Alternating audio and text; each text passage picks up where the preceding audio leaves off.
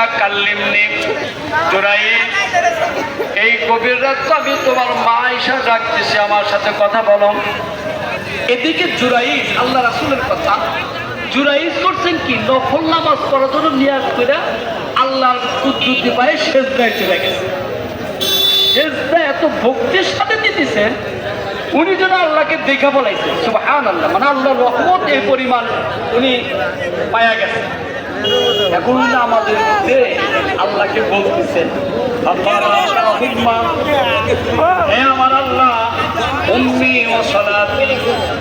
একদিক দিয়ে আমার মা আমাকে ডাকে, আর একদিক দিয়ে আমার কপালটা তোমার পায়ে লাগায় দিয়েছি। আমি সেজদায় যত আনন্দ পাইতেছি, যত রহমত আমি বুঝতেছি, আমি এখন কি করি? আল্লাহ রাসূল বলেন, জুরাইদ চিন্তা ভাবনা করতে করতে